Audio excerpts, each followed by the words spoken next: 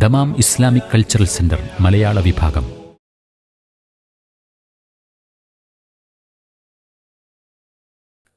അസ്സലാമു അലൈക്കും വറഹ്മത്തുള്ളാഹി വബറകാതുഹു. അൽഹംദുലില്ലാഹ് വസ്സലാത്തു വസ്സലാമു അലാ റസൂലില്ലാഹ് വഅലാ ആലിഹി വസഹ്ബിഹി അജ്മഈൻ. അമ്മാ ബഅദ്. ബഹുമാനനായ ഉസ്താദ് അബ്ദുൽ ജബ്ബാർ മദീനി ഈയൊരു ഇഫ്താർ സംഗമത്തിൽ ഒരുമിച്ച് കൂടിയിട്ടുള്ള സഹോദരന്മാരെ, സട്ടാവായ നാഥൻ നാളെയുടെ പരലോകത്ത് ഓരോ പ്രദേശങ്ങളും അവിടെ വെച്ച് നടന്ന ഓരോ പ്രവർത്തനങ്ങളെക്കുറിച്ച് അള്ളാഹുവിൻ്റെ അടുക്കൽ സംസാരിക്കുന്ന പരലോകത്ത്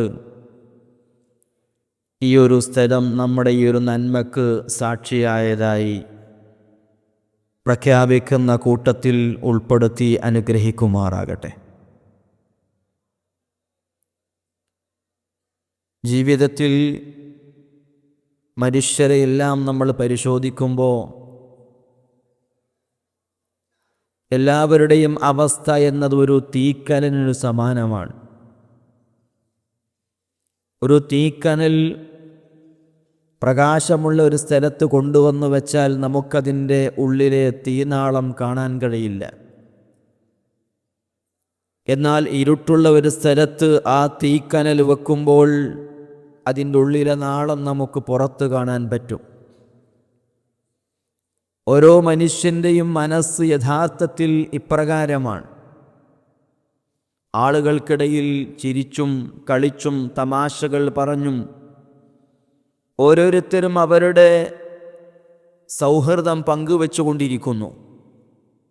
എന്നാൽ ഇരുട്ടിലാകുമ്പോൾ, തനിച്ചാകുമ്പോൾ ഓരോരുത്തരുടെയും മനസ്സിൻ്റെ ഉള്ളിൽ നേറിക്കൊണ്ടിരിക്കുന്ന തീക്കനലുകളുണ്ട് എന്നത് ഓരോരുത്തർക്കും ബോധ്യപ്പെടുന്ന കാര്യമാണ്.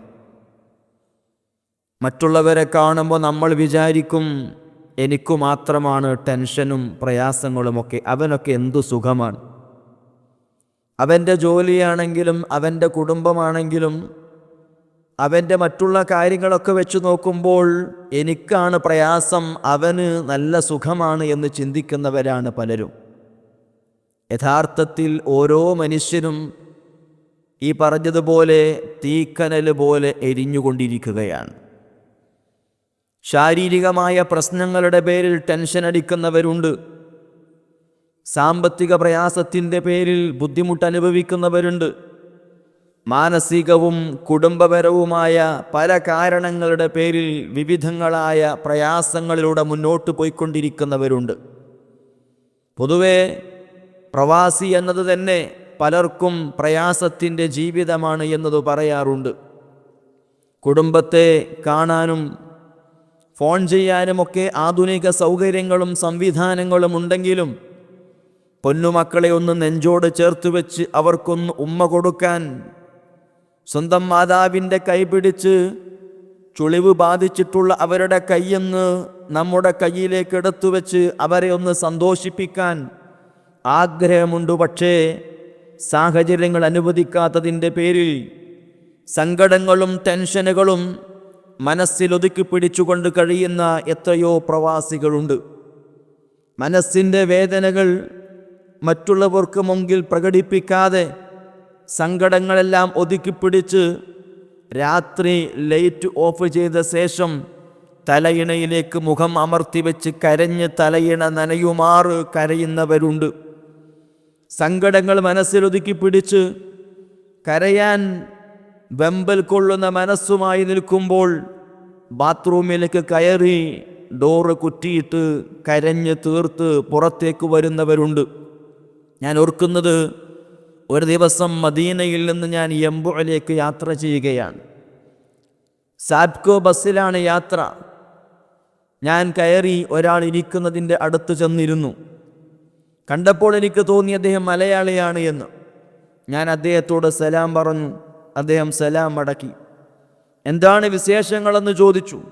അദ്ദേഹം അൽഹംദുലില്ലാ സുഖമാണെന്ന് പറഞ്ഞു. വീട്ടിലാരൊക്കെയുണ്ട് എന്ന് ഞാൻ ചോദിച്ചു.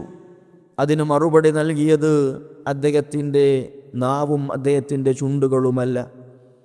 വീട്ടിലാരൊക്കെയുണ്ടെന്ന് ചോദിച്ചതും അദ്ദേഹത്തിൻ്റെ കണ്ണുകൾ നിറഞ്ഞു. കണ്ണിൽ നിന്ന് കണ്ണുനീരുറ്റി വീണു. എനിക്ക് തോന്നി അത് ചോദിക്കേണ്ടിയില്ലായിരുന്നുവെന്ന്. കാരണം ഉമ്മയെയും കുടുംബത്തെയും മക്കളെയും കാണാനുള്ള മനസ്സിൻ്റെ ആഗ്രഹങ്ങൾ ഒതുക്കിപ്പിടിച്ചുകൊണ്ടായിരിക്കാം ആ വ്യക്തി മുന്നോട്ട് പോയിക്കൊണ്ടിരിക്കുന്നത്. എന്നാൽ ആ ഒരു ചോദ്യം പെട്ടെന്നൊരു പക്ഷേ അദ്ദേഹത്തിൻ്റെ മനസ്സിനെ വേദനിപ്പിച്ചിട്ടുണ്ടാകാം. അതുകൊണ്ടായിരിക്കും ആ കണ്ണുനീര് വന്നത്. ഞാൻ പറഞ്ഞു വരുന്നത്, കുടുംബത്തെ 1-2 വർഷം കാണാതിരിക്കുമ്പോഴേക്ക് നമുക്ക് മനസ്സിന് ഇത്രമേൽ പ്രയാസമുണ്ട്. ജീവിതത്തിൽ പല പ്രയാസങ്ങളും നമ്മൾ അനുഭവിക്കുന്നതിൻ്റെ കൂടെ ഇത്തരമൊരു പ്രയാസവും നമ്മൾ അനുഭവിക്കുന്നു എങ്കിൽ ഈ ഒരു പ്രവാസ ജീവിതം 1 വർഷത്തിൽ അല്ലെങ്കിൽ 2 വർഷത്തിനായിരിക്കും. അത് കഴിഞ്ഞാൽ നമുക്ക് നാട്ടിലേക്ക് പോയി കുടുംബങ്ങളെ കാണാൻ കഴിയും. എന്നാൽ നമ്മുടെ ഭാര്യയെയും നമ്മുടെ മാതാവിനെയും നമ്മുടെ പിതാവിനെയും നമ്മളേറെ സ്നേഹിക്കുന്ന നമ്മുടെ മക്കളെയും ഉപേക്ഷിച്ചുകൊണ്ട് നമ്മൾ ഈ ലോകത്തോട് വിട പറയുന്നൊരു ദിവസമുണ്ട്. അനിഷേധ്യമായ ഒരു ദിവസം, അപ്രതീക്ഷിതമായി കടന്നു വരുന്ന ഒരു ദിവസം. എപ്പോഴായിരിക്കും അത് സംഭവിക്കുക എന്ന് നമുക്കാർക്കും പറയാൻ സാധ്യമല്ല. ഞങ്ങളുടെ നാട്ടിൽ ഈ അടുത്തൊരു മരണം സംഭവിച്ചു. അദ്ദേഹം ഒരു അധ്യാപകനാണ്. വീട്ടിൽ നിന്ന് തൻ്റെ ബൈക്കെടുത്ത് അദ്ദേഹം സ്കൂളിലേക്ക് പോയി. സ്കൂൾ വിട്ട് അദ്ദേഹം മടങ്ങി വരുമ്പോൾ തൻ്റെ വാഹനത്തിൽ പെട്രോൾ അല്പം കുറവാണെന്ന് മനസ്സിലാക്കി പെട്രോൾ അടിക്കാൻ വേണ്ടി പമ്പിലേക്ക് അദ്ദേഹം ടേൺ ചെയ്തു. അടുത്ത സെക്കൻഡിൽ അദ്ദേഹത്തിൻ്റെ മനസ്സിലേക്ക് വന്നു, അല്ലെങ്കിൽ പെട്രോൾ പിന്നെ അടിക്കാം, വീട്ടിലേക്ക് തന്നെ തിരിച്ചു പോകാം എന്ന് കരുതി അദ്ദേഹം വാഹനം വീണ്ടും റോഡിലേക്ക് തന്നെ തിരിച്ചതും പിറകിൽ വന്ന ഒരു വാഹനമിടിച്ച് ആ സഹോദരൻ ഈ ലോകത്തോട് വിട പറയുകയുണ്ടായി. അന്നത്തെ പ്രഭാതത്തിൽ വീട്ടിൽ നിന്നിറങ്ങിയപ്പോൾ ഞാൻ എൻ്റെ മാതാപിതാക്കളെ ഇനി ജീവനോടെ കാണുകയില്ല, എനിക്ക് ജീവനുണ്ടായ അവസ്ഥയിൽ ഞാൻ ഇനി തിരിച്ചു വരികയില്ല എന്ന് ആ സഹോദരൻ ചിന്തിച്ചിട്ടില്ല. എൻ്റെ മാതാപിതാക്കളെ മാത്രമല്ല, എൻ്റെ മക്കൾക്കിനി ഉപ്പ എന്ന് വിളിക്കാൻ ഞാൻ ബാക്കിയാവുകയില്ല എന്ന് ആ സഹോദരൻ ചിന്തിച്ചിട്ടില്ല. താൻ വീട്ടിൽ ഉപയോഗിക്കാറുണ്ടായിരുന്ന തൻ്റെ ഇരിപ്പിടം ഇനി ഇവിടെ ഇരിക്കാൻ ഞാൻ ഉണ്ടാവുകയില്ല എന്ന് ചിന്തിച്ചിട്ടില്ല. മറിച്ച് അന്യ ദിവസത്തിൽ ചെയ്യേണ്ട ഓരോ കാര്യങ്ങളും അദ്ദേഹം പ്ലാൻ ചെയ്തിട്ടുണ്ടായിരുന്നു. അന്ന് വീട്ടിൽ നിന്നും സ്കൂളിലേക്ക് എത്തിയപ്പോൾ തൻ്റെ വിദ്യാർത്ഥിനികളെ ഇനി ഞാൻ കാണുകയില്ല, എൻ്റെ വിദ്യാർത്ഥികളെ ഇനി എനിക്ക് ജീവനോടെ കാണാൻ കഴിയില്ല, ഞാൻ ജീവനോടെ ഉണ്ടാവുകയില്ല എന്ന് ആ സഹോദരൻ ചിന്തിച്ചിട്ടുണ്ടാവുകയില്ല. സഹപ്രവർത്തകരോടൊന്ന് യാത്ര പറഞ്ഞ് പിരിയുമ്പോൾ നിമിഷങ്ങൾക്കകം ഞാൻ എൻ്റെ ഈ ജീവിതം അവസാനിപ്പിക്കേണ്ടെന്ന അവസ്ഥയിലായിരിക്കുമെന്ന് ചിന്തിച്ചിട്ടില്ല. മറിച്ച് അള്ളാഹുവിൻ്റെ തീരുമാനം എപ്പോഴാണോ വന്നത് ആ വ്യക്തിയെ അത് പിടികൂടുകയുണ്ടായി. റബ്ബിൻ്റെ തീരുമാനം പിടികൂടി. എത്രത്തോളം പെട്രോൾ അടിക്കാൻ വേണ്ടി തൻ്റെ വാഹനം പമ്പിലേക്ക് തിരിക്കുമ്പോഴോ ഉടനെ തന്നെ റോഡിലേക്ക് തന്നെ തിരിച്ചെടുക്കുമ്പോഴോ നിമിഷങ്ങൾക്കകം ഞാൻ ഈ ലോകത്തോട് വിട പറയും, എൻ്റെ ഭാര്യ വിധവയായി മാറും, എൻ്റെ മക്കൾ അനാഥനായി മാറുമെന്ന് ആ സഹോദരൻ ചിന്തിച്ചിട്ടുണ്ടാവുകയില്ല. ഇങ്ങനെ എത്രയേറെ മരണങ്ങളെക്കുറിച്ച് നമ്മൾ കേൾക്കുന്നുണ്ട്. പ്രതീക്ഷിക്കാതെ നമ്മളെ മരണം തേടിയെത്തിയേക്കും. അത് നാട്ടിൽ താമസിക്കുന്ന വ്യക്തിയാണെങ്കിലും ശരി, പ്രവാസ ജീവിതത്തിൽ കഴിയുന്ന വ്യക്തിയാണെങ്കിലും ശരി, ഓരോ മനുഷ്യൻ്റെയും മരണത്തിൻ്റെ സമയവും അതിൻ്റെ തീയതിയും അതിൻ്റെ സ്ഥലവും അതിൻ്റെ രൂപവും എല്ലാം അല്ലാഹു സുബ്ഹാനഹു വ തആല തീരുമാനിച്ചു വെച്ചിട്ടുണ്ട്. നമ്മൾ ജനിക്കുന്നതിൻ്റെ മുമ്പ് നമ്മുടെ മാതാവിൻ്റെ ഗർഭാശയത്തിൽ നമുക്ക് 4 മാസം പ്രായമാകുമ്പോൾ നമ്മളുടെ മരണത്തിൻ്റെ തീയതി കുറിക്കപ്പെട്ടിട്ടുണ്ട്. നമ്മുടെ ജീവിതത്തിൽ നമ്മൾ അഭിമുഖീകരിക്കുന്ന ഓരോ ചലനങ്ങളും നമ്മുടെ ഖബറിലേക്ക് നമ്മൾ അടുത്തുകൊണ്ടിരിക്കുകയാണ്. നമ്മളൊരു ദിവസം ജോലിക്ക് പോകാതെ ലീവ് എടുത്താലും ശരി, നമ്മൾ ഖബറിലേക്ക് അടുത്തുകൊണ്ടിരിക്കുകയാണ്. നമ്മൾ കണ്ണിമ വെട്ടുമ്പോൾ ഓരോ ഇമവെട്ടലും നമ്മുടെ ഖബറിലേക്ക് നമ്മൾ അടുത്തുകൊണ്ടിരിക്കുകയാണ്. നമ്മൾ ഉറങ്ങുമ്പോഴും നമ്മൾ മയങ്ങുമ്പോഴും ശ്വാസോച്ഛ്വാസം നമ്മൾ നടത്തിക്കൊണ്ടിരിക്കുന്നുവെങ്കിൽ അല്ലാഹു സുബ്ഹാനഹു വ തആല നമുക്കൊക്കെയും ശ്വസിക്കുവാൻ വേണ്ടി നിശ്ചയിച്ചിട്ടുള്ള വായുവിൻ്റെ തോതെത്രയാണോ അതിൽ നിന്നാണ് അത് കുറഞ്ഞുകൊണ്ടേയിരിക്കുന്നത്. നമ്മൾ ഉറങ്ങുമ്പോഴും നമ്മുടെ റൂമിലെ ക്ലോക്കിന്റെ സൂചി മുന്നോട്ട് സഞ്ചരിച്ചു കൊണ്ടേയിരിക്കുന്നു. അത് നമ്മൾ ഓരോരുത്തരും നമ്മുടെ മരണത്തിലേക്ക് അടുത്തുകൊണ്ടേയിരിക്കുന്നു. ഇന്ന് രാവിലെ അല്ലെങ്കിൽ ഇന്നത്തെ സമയത്ത് നമ്മൾ സ്വയം കുളിച്ചതാണെങ്കിൽ ഒരു പക്ഷേ അടുത്ത കുളി നമ്മെ മറ്റാരെങ്കിലും കുളിപ്പിക്കുന്നതായിരിക്കും. നമ്മൾ ധരിച്ച വസ്ത്രത്തിന്റെ ബട്ടൺസ് ഇട്ടത് നമ്മളാണെങ്കിൽ ഒരു പക്ഷേ അടുത്ത തവണ മറ്റാരെങ്കിലും ആയിരിക്കും ആ വസ്ത്രത്തിന്റെ ബട്ടൺസുകൾ അഴിച്ചു മാറ്റുന്നത്. നമ്മൾ ഇന്ന് ഇതിനകത്തേക്ക് കയറി വന്നപ്പോൾ ചെരിപ്പ് പുറത്തഴിച്ചു വെച്ചിട്ടുണ്ടെങ്കിൽ ആ ചെരിപ്പ് തിരിച്ചിടാൻ പറ്റുമെന്ന് നമുക്കാർക്കും പറയാൻ കഴിയില്ല. അത്രത്തോളം സമീപസ്ഥമായി മരണം ഓരോരുത്തരുടെയും കൂടെയുണ്ട്. ആ മരണത്തിൽ നിന്ന് രക്ഷപ്പെടാൻ എന്തെങ്കിലും നമുക്ക് മാർഗമുണ്ടോ? അങ്ങനെ മാർഗമുണ്ടായിരുന്നുവെങ്കിൽ ലോകം അടക്കി ഭരിച്ച രാജാക്കന്മാരിവിടെ കഴിഞ്ഞു പോയിട്ടുണ്ട്. അവർ മരണത്തിൽ നിന്ന് രക്ഷപ്പെടുമായിരുന്നു. ലോകം അടക്കി ഭരിച്ച 4 രാജാക്കന്മാർ ഈ ലോകത്തോട് വിട പറഞ്ഞു പോയിട്ടുണ്ടെങ്കിൽ സമ്പത്ത് കൊണ്ടോ അധികാരം കൊണ്ടോ ഇവിടെ ചിരഞ്ജീവിയായി കഴിയാൻ പറ്റില്ല എന്ന് നമുക്ക് മനസ്സിലാക്കാൻ പറ്റും. മാത്രമല്ല, ലോകാത്ഭുത ഗ്രന്ഥമായ വിശുദ്ധ ഖുർആൻ, ആ ഖുർആനിൽ അല്ലാഹു സുബ്ഹാനഹു വ തആല പറഞ്ഞതെന്താ?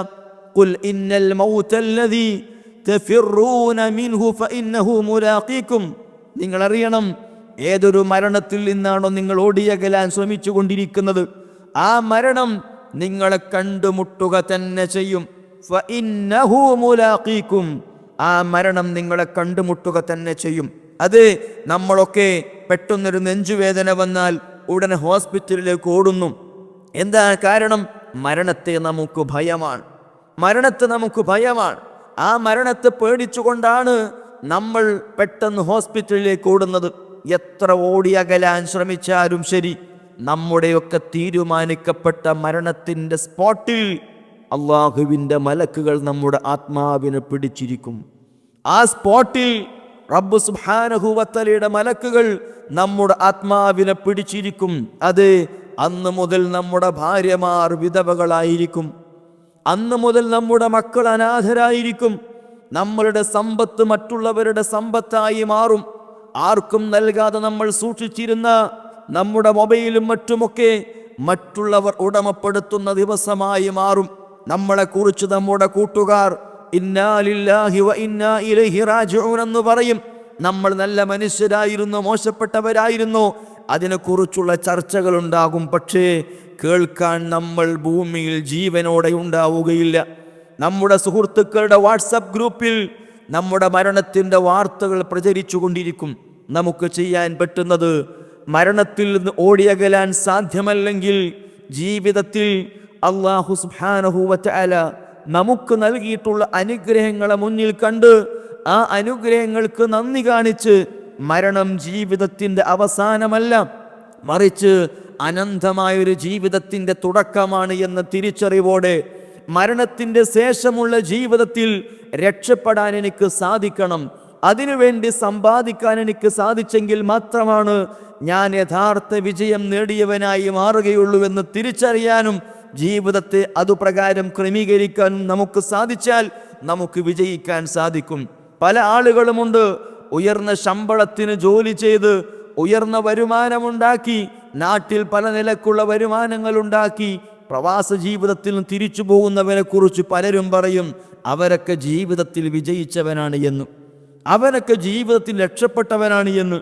യഥാർത്ഥത്തിൽ ഭൗതിക സൗകര്യങ്ങളുടെ ആധിക്യമല്ല ജീവിത വിജയത്തിൻ്റെ മാനദണ്ഡം, മറിച്ച് പാരത്രിക മോക്ഷത്തിന് ആവശ്യമായ സമ്പാദ്യം നമ്മുടെ കയ്യിലുണ്ടോ, അതായിരിക്കും യഥാർത്ഥ സമ്പാദ്യമെന്ന് തിരിച്ചറിയാൻ നമുക്ക് പറ്റണം.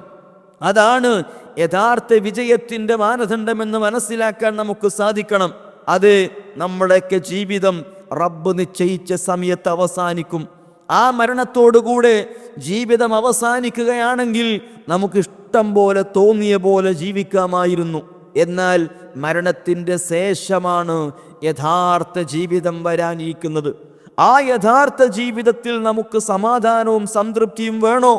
ഭൂമിയിൽ ശാരീരികവും സാമ്പത്തികവും മാനസികവും കുടുംബപരവുമായ ഒരുപാട് പ്രയാസങ്ങളിലൂടെ കടന്നു പോകുന്ന ഒരു വ്യക്തി മനസ്സിലാക്കണം, ദുനിയാവിലെ ജീവിതം എങ്ങനെയായിരിക്കും.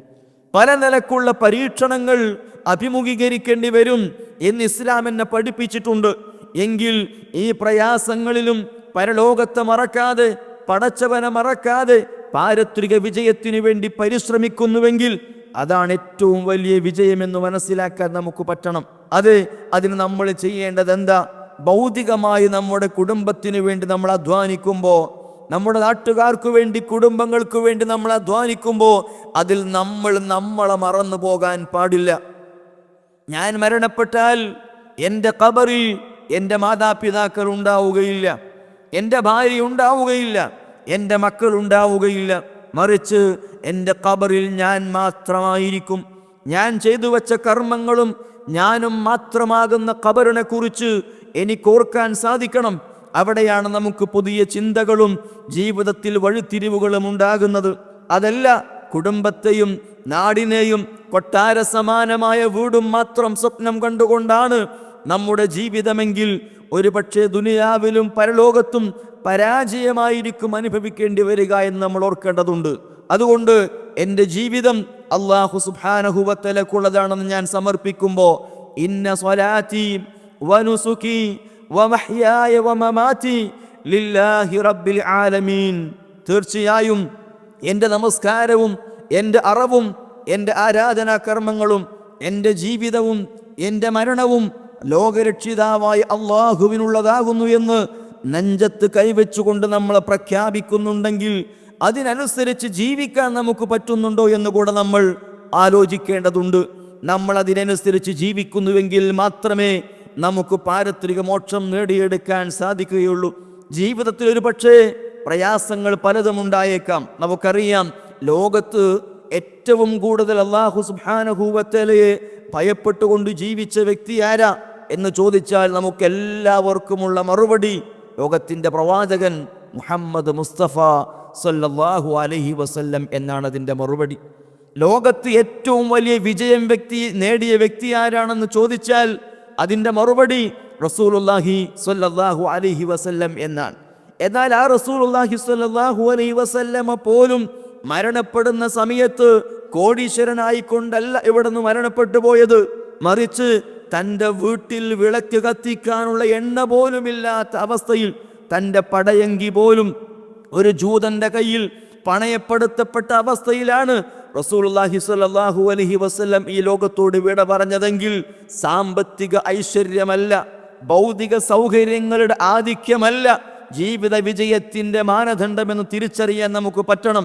മറിച്ച് സ്വർഗത്തിൻ്റെ ഏറ്റവും ഉന്നതമായ സ്ഥാനത്തിൻ്റെ അർഹനായിക്കൊണ്ടാണ് റസൂലുള്ളാഹി സ്വല്ലല്ലാഹു അലൈഹി വസല്ലം ഈ ലോകത്തോട് വിട പറഞ്ഞത്. അള്ളാഹു പറഞ്ഞത് എന്താ? ഫമൻ സുഹ്സിഹ അനിൻ നാരി വഉദ്ഖിലൽ ജന്നത ഫഖദ് ഫാസ്. ആരാണോ കത്തിയാളെന്ന നരകത്തിൽ നിന്ന് രക്ഷപ്പെട്ട് സ്വർഗാവകാശിയായി മാറുന്നത് അവനാണ് വിജയിച്ചവൻ, അവനാണ് വിജയിച്ചവൻ, അവനാണ് വിജയിച്ചവൻ എന്ന് അല്ലാഹു സുബ്ഹാനഹു വ തആല പറഞ്ഞെങ്കിൽ ആ വിജയികളിൽ ഉൾപ്പെടാൻ ആർക്ക് സാധിക്കുന്നുവോ അവർക്കാണ് രക്ഷപ്പെടാൻ പറ്റുന്നത്. അതല്ല ദുനിയാവിൽ ഒരാൾക്ക് കോടികൾ അക്കൗണ്ടിൽ ബാലൻസ് ഉണ്ടെന്ന് വിചാരിക്കാം, ഒരു പക്ഷേ അയാൾക്കത് ഉപകരിച്ചു കൊള്ളണമെന്നില്ല. ഒരാളെ കുറിച്ച് കേട്ടത് ഒരു സ്ത്രീയാണ്. ആ സ്ത്രീ ഒരു ദിവസം ലോട്ടറി എടുത്തു. 20,000 രൂപ ലോട്ടറി അടിച്ചു. പ്രയാസപ്പെട്ട് ജീവിക്കുന്ന ഒരു സ്ത്രീക്ക് 20,000 രൂപ ലോട്ടറി അടിച്ചു. അതിൻ്റെ സന്തോഷത്താൽ ആ സ്ത്രീക്ക് ഭ്രാന്തായി പോയി. 20,000 50,000 കിട്ടിയിട്ട് എന്താ? മാനസികമായ നില തെറ്റിയെങ്കിൽ ഇങ്ങനെ സംഭവിച്ചേക്കും. ഭൗതികമായ സൗകര്യങ്ങളുണ്ട്, പക്ഷേ അത് ഉപയോഗിക്കാൻ പോലും പറ്റാത്ത സാഹചര്യങ്ങൾ ഒരു പക്ഷേ സംഭവിച്ചേക്കാം. എന്നാൽ പാരത്രികമായ ലോകത്തിനു വേണ്ടി നമ്മൾ അധ്വാനിക്കുന്നുവെങ്കിൽ, പരിശ്രമിക്കുന്നുവെങ്കിൽ അത് നഷ്ടപ്പെട്ടു പോകാതെ നമുക്കുണ്ടാകും. നമ്മുടെ ജീവിതത്തിൻ്റെ ഏറ്റവും പ്രധാനമായ ലക്ഷ്യം പാരത്രിക വിജയമായിരിക്കണം. ആ വിജയമാണ് ജീവിതത്തിൽ ഏറ്റവും വലിയ വിജയമെന്ന് തിരിച്ചറിയാൻ നമുക്ക് സാധിക്കണം. അതിൽ പല ആളുകളും പരാജയപ്പെട്ടു പോകുന്നു. അതുകൊണ്ടാണ് റസൂലുള്ളാഹി സ്വല്ലല്ലാഹു അലൈഹി വസല്ലം പറഞ്ഞത് 1000-ൽ ഒരാൾ മാത്രമായിരിക്കും സ്വർഗത്തിലേക്ക് പോവുക. 1000-ൽ ഒരാൾ മാത്രമായിരിക്കും സ്വർഗത്തിലേക്ക് പോവുക. ആ ഒരാളിൽ ഉൾപ്പെടണമെങ്കിൽ നമുക്ക് അങ്ങേയറ്റം പരിശ്രമിക്കേണ്ടി വരും. അള്ളാഹു അത്തരം ആളുകളിൽ നമ്മെ ഉൾപ്പെടുത്തുമാറാകട്ടെ. നമ്മൾ നമ്മുടെ ജീവിതത്തെക്കുറിച്ച് ചിന്തിക്കണം. ആ 1000-ൽ ഒരാളാകാൻ എനിക്ക് സാധിച്ചിട്ടുണ്ടോ? അതിനു വേണ്ടുന്നൊരു പരിശ്രമം എൻ്റെ ഭാഗത്തു നിന്നുണ്ടായിട്ടുണ്ടോ എന്നാലോചിക്കുവാൻ നമുക്ക് സാധിക്കേണ്ടതുണ്ട്. അതല്ല ഭൗതികമായ കാര്യങ്ങൾ മാത്രം മുന്നിൽ കണ്ട് നമ്മളൊരു കോടീശ്വരനായി മാറി എന്ന് വിചാരിക്കുക. ഒരു കോടീശ്വരനായി നമ്മൾ മാറി 100 വർഷം അടിച്ചു പൊളിച്ച് ജീവിക്കാൻ നമുക്ക് പറ്റി. മതത്തിൻ്റെ നിയമങ്ങളും നമ്മൾ പാലിച്ചിട്ടുണ്ടായിരുന്നില്ല എങ്കിലും അടിച്ചു പൊളിച്ച് ജീവിച്ച് 100 വർഷമല്ല 150 വർഷം നമ്മൾ ഈ ഭൂമിയിൽ ജീവിച്ചു മരണപ്പെട്ടാലും ശരി, ആ വ്യക്തിയെ പിന്നീട് കാത്തിരിക്കുന്നത് എന്താ? ഈ 150 വർഷം സുഖമായി ജീവിച്ച ഒരാൾക്ക് അതിൻ്റെ പരിണിത ഫലം അനുഭവിക്കേണ്ടി വരുന്നത് 100 വർഷമാണോ? അല്ല. 200 ആണോ? അല്ല. 300, 500, 1000, 10,000 അല്ല. മറിച്ച് ജീവിതത്തിൽ ഇസ്ലാമിനെ വേണ്ട വിധം മനസ്സിലാക്കാതെ ശിർക്കും തൗഹീദും തമ്മിൽ വേർതിരിച്ചു മനസ്സിലാക്കി ഏകദൈവ വിശ്വാസത്തിന്റെ ആളായി മാറാതെയാണ് ഒരാൾ ഈ ലോകത്തോട് വിട പറഞ്ഞു പോയതെങ്കിൽ അയാൾ ഭൂമിയിൽ എത്ര വലിയ കോടീശ്വരനായിരുന്നുവെങ്കിലും അതിൻ്റെ ശേഷം അയാൾക്ക് വരാനിരിക്കുന്ന അനന്തമായ ശിക്ഷയുടെ കാലഘട്ടത്തെക്കുറിച്ച് ഓർത്തു നോക്കൂ. നമ്മളെ സംബന്ധിച്ചിടത്തോളം ഒരു മെഴുകുതിരി നമ്മൾ കത്തിച്ചു വെച്ചു എന്ന് വിചാരിക്കാം. ഒരു മെഴുകുതിരി നമ്മൾ കത്തിച്ചു വെച്ചു. കേവലം 1 ഇഞ്ച് അല്ലെങ്കിൽ 1.5 ഇഞ്ച് വലിപ്പത്തിൽ മാത്രം ഉയർന്നു പൊങ്ങുന്ന ആ മെഴുകുതിരിക്ക് മുകളിൽ നമ്മുടെ ചെറുവിരൽ 1 മിനിറ്റ് നേരം നമ്മളോട് പിടിച്ചു നിൽക്കാൻ പറഞ്ഞാൽ നമ്മൾ പിടിച്ചു നിൽക്കുമോ? ഒരു ചെറുവിരൽ 1 മിനിറ്റ് നേരം ആ മെഴുകുതിരിയുടെ തീന് മുകളിൽ നമുക്ക് പിടിച്ചു നിൽക്കാൻ പറ്റുമോ? കഴിയില്ലെങ്കിൽ ഭൂമിയിലെ ഏറ്റവും ശക്തമായ തീയിൻ്റെ 69 ഇരട്ടിയാണ് നരകത്തിലെ തീയെങ്കിൽ നമ്മൾ ആലോചിക്കണം. അഗ്നിസ്ഫുലിംഗങ്ങൾ മനുഷ്യർക്ക് നൽകുന്നത് പൊള്ളലായിരിക്കുമെങ്കിൽ തീജ്വാലകൾ മനുഷ്യർക്ക് നൽകുന്നത് എന്തായിരിക്കുമെന്ന് ചിന്തിക്കാൻ നമുക്ക് പറ്റണം. അവിടെയാണ് ഏറ്റവും വലിയ വിജയമായ മരണത്തിൻ്റെ ശേഷമുള്ള ജീവിതത്തിലെ വിജയത്തിനു വേണ്ടി ഞാൻ തിരിച്ചറിവോടെ പ്രവർത്തിക്കേണ്ടതുണ്ട് എന്ന ബോധ്യം നമുക്കുണ്ടായിരിക്കേണ്ടത്. അതിലേറ്റവും പ്രധാനമായത് വിശ്വാസപരമായ കാര്യമാണ്. ഒരു വ്യക്തി സ്വർഗത്തിലാണോ നരകത്തിലാണോ എന്നത് തീരുമാനിക്കുന്നതിൻ്റെ ഏറ്റവും പ്രധാനപ്പെട്ട കാര്യം അവൻ്റെ വിശ്വാസമാണ്. അവൻ്റെ വിശ്വാസത്തിൽ ശിർക്കില്ലാത്ത വിശ്വാസമാണോ, കറകളഞ്ഞ ഏകദൈവ വിശ്വാസമാണോ എങ്കിൽ അവന് രക്ഷപ്പെടാൻ പറ്റും. അവരിൽ മറ്റെന്ത് തെറ്റുകൾ സംഭവിച്ചിട്ടുണ്ടെങ്കിലും ശരി, അള്ളാഹു ഉദ്ദേശിക്കുന്നുവെങ്കിൽ അവനത് പുറത്തു കൊടുത്തേക്കാം. അല്ലെങ്കിൽ അതിൻ്റെ ശിക്ഷ കഴിഞ്ഞാലെങ്കിലും അവന് സ്വർഗത്തിലേക്ക് എത്താൻ സാധിച്ചേക്കും. അല്ല, ജീവിതത്തിൽ ശുർക്കോടുകൂടെയാണ് ഒരാൾ മരണപ്പെടുന്നത് എങ്കിൽ അയാൾ ശാശ്വതമായി നരകത്തിലായിരിക്കുമെന്നതാണ് അല്ലാഹു സുബ്ഹാനഹു വ തആല നമ്മളെ പഠിപ്പിക്കുന്നത്. അല്ലാഹു പറഞ്ഞല്ലോ, ഇന്നഹു മൻ യുശ്രിക് ബില്ലാഹ് ഫഖദ് ഹറമല്ലാഹു അലൈഹിൽ ജന്ന വമഅവാഹുൻ നാർ. ആരാണോ അല്ലാഹുവിൽ പങ്കു ചേർത്തുകൊണ്ട് ജീവിക്കുന്നത് തീർച്ചയായും സ്വർഗം അവന് നിഷിദ്ധമാകും, നരകം അവന്റെ സങ്കേതമാകുമെന്ന് അല്ലാഹു സുബ്ഹാനഹു വ തആല പറഞ്ഞെങ്കിൽ മെഴുകുതിരിയുടെ തീയിൻ്റെ ചൂട് പോലും നമുക്ക് സഹിക്കാൻ പറ്റില്ലെങ്കിൽ എങ്ങനെയാണ് ശാശ്വതമായി നരകത്തിൽ കഴിയാൻ പറ്റുന്നത്? അതുകൊണ്ട് അവിടെ രക്ഷപ്പെടാൻ ഏറ്റവും പ്രധാനമായി നമ്മുടെ വിശ്വാസം നമ്മൾ നന്നാക്കണം. വിശ്വാസം നമ്മൾ നന്നാക്കേണ്ടത് എങ്ങനെയാണ്? ജീവിതത്തിലെ സകല പ്രാർത്ഥനകളും സകല നേർച്ചകളും സകല ആരാധനകളും അല്ലാഹു സുബ്ഹാനഹു വ തആലയ്ക്ക് മാത്രമായി നമ്മൾ സമർപ്പിക്കുക.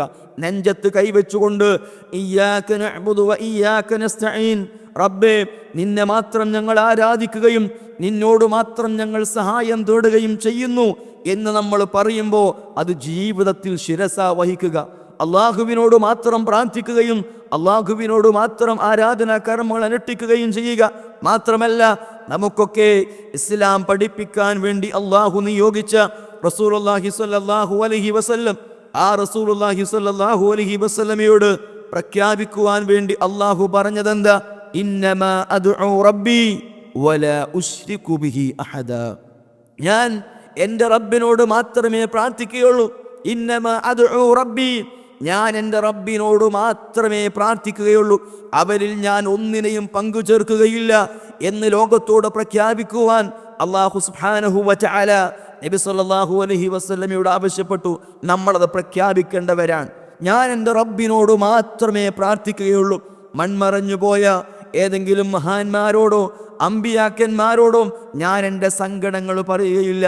എൻ്റെ ജീവിതത്തിലെ ശാരീരികമാകട്ടെ മാനസികമാകട്ടെ കുടുംബപരമാകട്ടെ ഏത് പ്രയാസങ്ങളെയും ഇല്ലാതാക്കി തരാൻ കഴിയുന്നവൻ അല്ലാഹു സുബ്ഹാനഹു വ തആല മാത്രമാണ്.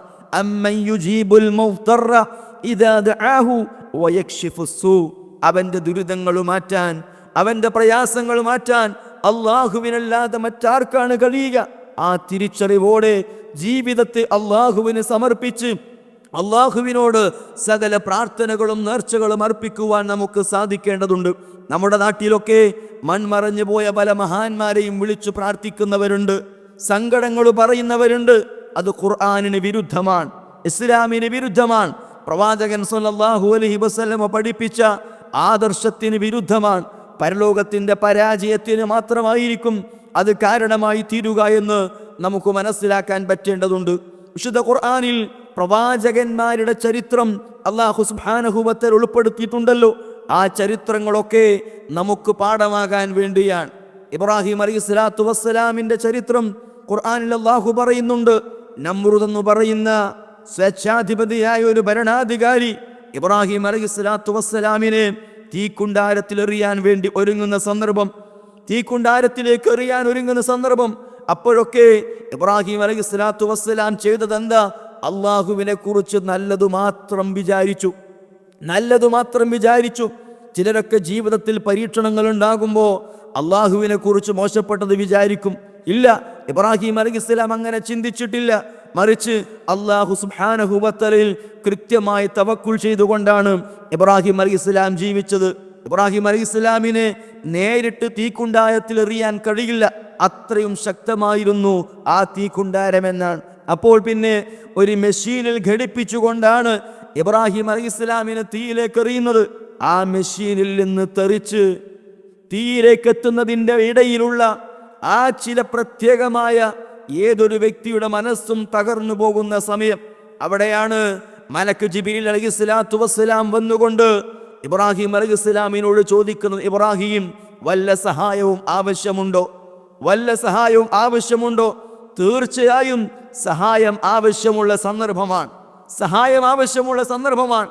പക്ഷേ അവിടെ ഇബ്രാഹിം അലൈഹിസ്സലാത്തു വസ്സലാം പറഞ്ഞത്, ഹസ്ബിയല്ലാഹു വ നിഅമൽ വകീൽ, എനിക്കെന്റെ റബ്ബ് മതി, ഭരമേൽപ്പിക്കാൻ അവനാണ് ഏറ്റവും ഉത്തമനെന്ന് ഉറച്ച മനസ്സോടുകൂടെ ഇബ്രാഹിം അലൈഹിസ്സലാത്തു വസ്സലാം പറഞ്ഞപ്പോ എന്തായിരുന്നു അതിൻ്റെ പരിണിത ഫലം? കത്തിയാടിക്കൊണ്ടിരിക്കുന്ന തീക്കുണ്ടാരത്തിൽ നിന്ന് ഒരു രാജാവും തൻ്റെ അനുചരന്മാരും ഒത്തുചേർന്ന് ആളിക്കത്തിച്ച് ആ തീയിൽ നിന്നും യാതൊരു പോറലും ഏൽക്കാതെ ഇബ്രാഹിം അലൈഹിസ്സലാത്തു വസ്സലാം രക്ഷപ്പെട്ടുവെങ്കിൽ അള്ളാഹു എന്തിനാണ് ഈ സംഭവം നമുക്ക് പഠിപ്പിച്ചു തരുന്നത്?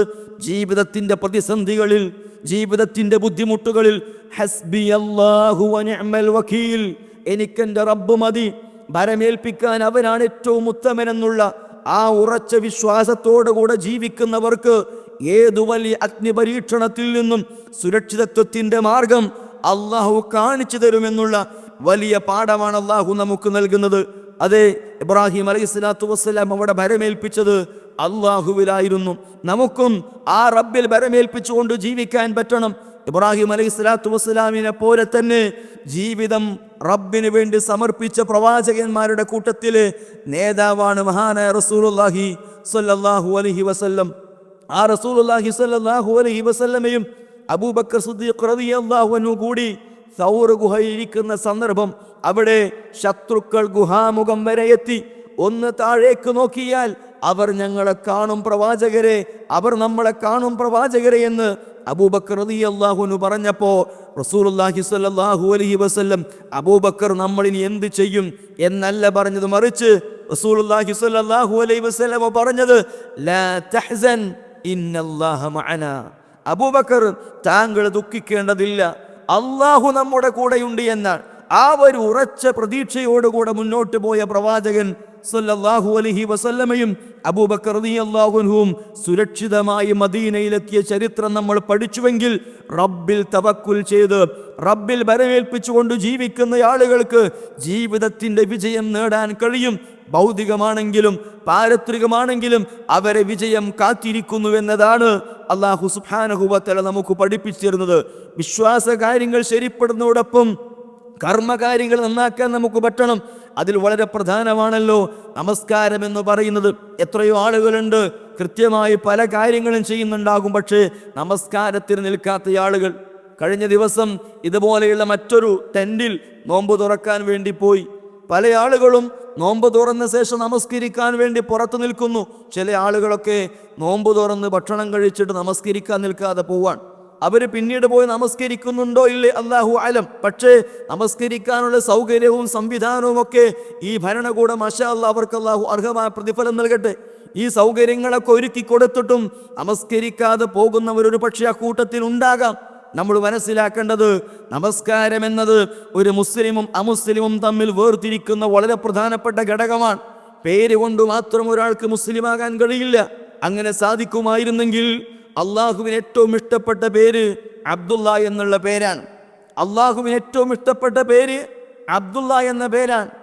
പ്രവാചകന്റെ സ്വഹാബിമാരുടെ കൂട്ടത്തിൽ ഏകദേശം 612 സ്വഹാബിമാരുണ്ടായിരുന്നുവെന്നാണ് അബ്ദുള്ള എന്ന് പേരുള്ള. എന്നാൽ നരകത്തിന്റെ ഏറ്റവും താഴെത്തട്ടിൽ കിടക്കുന്ന ആളുകളുടെ നേതാവിന്റെ പേര് അബ്ദുള്ള എന്നാണ്. മദീനയിലെ മുനാഫിഖുകളുടെ നേതാവ് അബ്ദുല്ലാഹി ഇബ്നു ഉബൈ ഇബ്നു സുലൂൽ, അത് അബ്ദുള്ള എന്നാണ് നരകത്തിലെ ഏറ്റവും താഴെത്തട്ടിൽ കിടക്കുന്ന ആളുകളുടെ നേതാവിന്റെ പേര്. അത് നമ്മുടെ പേര് മുസൽമാന്റെ പേരായതുകൊണ്ട് നമുക്ക് സ്വർഗപ്രാപ്തി കൈവരിക്കാൻ കഴിയില്ല. മുസൽമാന്റെ പേരാണ് നമുക്കുള്ളത് എന്നതുകൊണ്ട് പരലോകത്ത് നമുക്ക് രക്ഷപ്പെടാൻ കഴിയില്ല. മറിച്ച് വിശ്വാസവും കർമ്മകാര്യങ്ങളും ശരിപ്പെടുത്തിയിട്ടുണ്ടെങ്കിൽ മാത്രമേ നമുക്ക് രക്ഷപ്പെടാൻ പറ്റുകയുള്ളൂ. അതുകൊണ്ട് നമസ്കാരത്തിന്റെ വിഷയത്തിൽ ഒരു കോംപ്രമൈസ് ഇല്ല എന്ന് തീരുമാനിക്കാൻ നമുക്ക് പറ്റണം. മാത്രമല്ല വിശുദ്ധ ഖുർആനുമായുള്ള നമ്മുടെ ബന്ധം കൂടുതൽ ഊട്ടിയുറപ്പിക്കുവാൻ നമുക്ക് സാധിക്കേണ്ടതുണ്ട്. പലപ്പോഴും പലർക്കും ഖുർആൻ പാരായണത്തിന് സമയമില്ല, ജോലി തിരക്കിലായിരിക്കും അവർ. നമ്മൾ ചിന്തിക്കേണ്ടത് ഖുർആനിലെ ഒരക്ഷരം ഓതിയാൽ നമുക്ക് 1 റിയാൽ തരാമെന്ന് നമ്മുടെ കഫീൽ പറഞ്ഞു എന്ന് വിചാരിക്കുക. ഒരക്ഷരം ഓതിയാൽ 1 റിയാൽ തരാം എങ്കിൽ നമ്മളൊരു ദിവസം എത്ര ഖുർആൻ ഓതും നമ്മൾ ചിന്തിച്ചാൽ മതി. ഒരു അക്ഷരത്തിന് 1 റിയാൽ കിട്ടുകയാണെങ്കിൽ നമ്മൾ എത്ര ഖുർആൻ ഓതും? അതെ, ആ 1 റിയാലിനേക്കാൾ മൂല്യമുള്ളതാണ് റബ്ബ് നൽകുന്ന പ്രതിഫലം.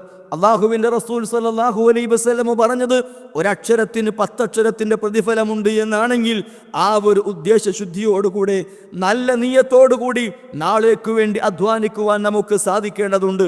അതുകൊണ്ട് അപ്രതീക്ഷിതമായി തേടിയെത്തുന്ന ആ മരണം നമ്മളെ പിടികൂടും മുമ്പേ ജീവിതമെന്ന് പറയുന്നത് നാളേക്ക് വേണ്ടി അധ്വാനിക്കുവാനുള്ള ഒരു അധ്വാനത്തിൻ്റെ കൃഷിയിടത്തിൻ്റെ സ്ഥലം മാത്രമാണെന്ന് തിരിച്ചറിഞ്ഞ് നമ്മൾ പ്രതീക്ഷിക്കാത്ത സമയത്ത് മരണം നമ്മളെ പിടികൂടുമ്പോഴും ഏറ്റവും വലിയ വിജയമായ സ്വർഗാവകാശിയായി നമുക്ക് ഈ ലോകത്തോട് വിട പറയാൻ നമുക്ക് പറ്റണം. അതിന് വ്യക്തിവിശുദ്ധി നമ്മൾ കാത്തു സൂക്ഷിക്കുക, കുടുംബത്തോട് നമ്മൾ പാലിക്കേണ്ട മര്യാദകൾ നമ്മൾ പാലിക്കുക, അതോടൊപ്പം സാമ്പത്തികമായ വിശുദ്ധി നമ്മൾ കാത്തു സൂക്ഷിക്കുക.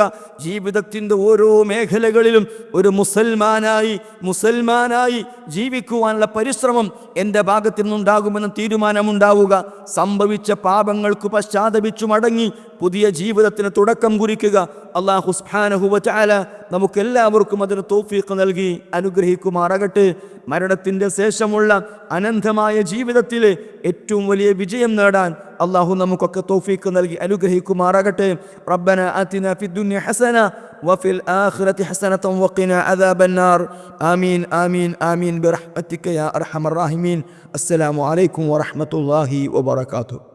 ഗൈഡൻസ് TV ഇസ്ലാമിക് ദഅവ YouTube channel. Guidance TV, light for life.